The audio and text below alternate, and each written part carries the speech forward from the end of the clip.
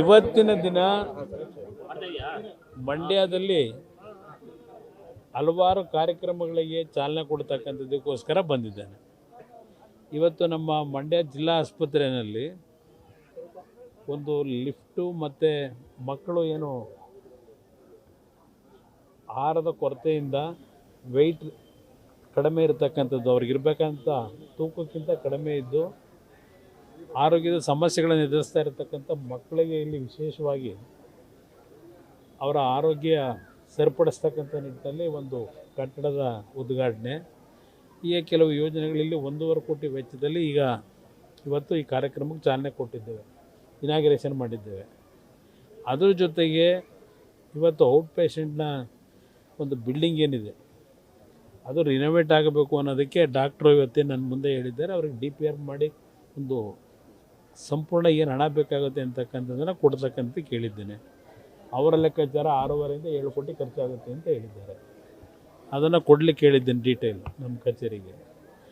ಇವತ್ತು ನಮ್ಮ ನಗರಸಭೆಯಿಂದ ನಗರದ ಕ್ಲೀನಿಂಗ್ ಮಾಡ್ತಕ್ಕಂಥದ್ದಕ್ಕೆ ಒಂದು ವಿಷಯ ಸೆಂಟ್ರಲ್ ಗೌರ್ಮೆಂಟ್ನ ಒಂದು ಕಾರ್ಯಕ್ರಮದಲ್ಲಿ, ಕೇಂದ್ರ ಸರ್ಕಾರದ ಕಾರ್ಯಕ್ರಮದಲ್ಲಿ ಅಲ್ಲಿ ಸುಮಾರು 1.5 ಕೋಟಿ ವೆಚ್ಚದಲ್ಲಿ ಒಂದು ಕಾರ್ಯಕ್ರಮ ಪ್ರಾರಂಭ ಮಾಡಲಿಕ್ಕೆ ಮೆಷಿನ್ನ ಅಂತ ಖರೀದಿ ಮಾಡಿದ್ದಾರೆ. ಅದರ ಒಂದು ಇನಾಗ್ರೇಷನ್ ಇಟ್ಕೊಂಡಿದ್ದಾರೆ. ಅದ್ರ ಜೊತೆಗೆ ಬೇರೆ ಬೇರೆ ಕಾರ್ಯಕ್ರಮಗಳಲ್ಲಿ ಭಾಗವಹಿಸ್ತಂಥದ್ದು.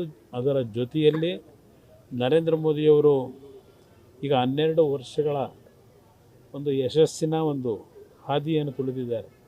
2014ಕ್ಕೆ ಅವರು ಅಧಿಕಾರಕ್ಕೆ ಬಂದ ನಂತರ ಇವತ್ತು ದೇಶದಲ್ಲಿ ಹಲವಾರು ಯೋಜನೆಗಳನ್ನು ಇವತ್ತೇನು ಕಾರ್ಯರೂಪಕ್ಕೆ ತಂದು ಪ್ರತಿ ಬಡ ಕುಟುಂಬಗಳಿಗೆ ಅದು ದೊರಕಬೇಕು ಅಂತಕ್ಕಂಥ ಒಂದು ದೃಷ್ಟಿಯಿಂದ ಅವ್ರು ಮಾಡಿರ್ತಕ್ಕಂಥ ಯೋಜನೆಗಳು ಇವತ್ತು ಅತ್ಯಂತ ದೊಡ್ಡ ಮಟ್ಟದಲ್ಲಿ ಆರ್ಥಿಕವಾಗಿ ಹಣ ಕೊಟ್ಟಿರ್ತಕ್ಕಂಥದ್ದು ಇರ್ಬೋದು.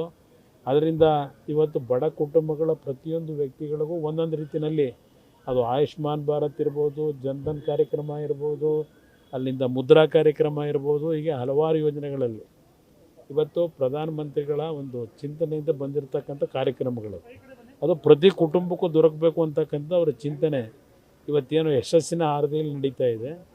ಭಾರತದ ವಿಕಾಸ 2047ಕ್ಕೆ ಸಂಪೂರ್ಣವಾಗಿ ಇವತ್ತು ಕಾರ್ಯಕ್ರಮ ಆಗಬೇಕು ಅಂತಕ್ಕಂಥದ್ದು, ವಿಕಸಿತ ಭಾರತವನ್ನು ನೋಡಬೇಕು ಅಂತಕ್ಕಂಥದ್ದು ಅವರ ಯೋಜನೆಯಲ್ಲಿ ಇರತಕ್ಕಂಥದ್ದು ಏನಿದೆ ಅದಕ್ಕೆ ಸಂಬಂಧಪಟ್ಟಂಥ ಒಂದು ಕಾರ್ಯಕ್ರಮ ಇವತ್ತು ಏರ್ಪಾಡು ಮಾಡಿದ್ದಾರೆ. ಸೂಪರ್ ಸ್ಪೆಷಾಲಿಟಿ ಆಸ್ಪತ್ರೆ ವಿಚಾರವಾಗಿ ಏನಾಯ್ತು ಸರ್?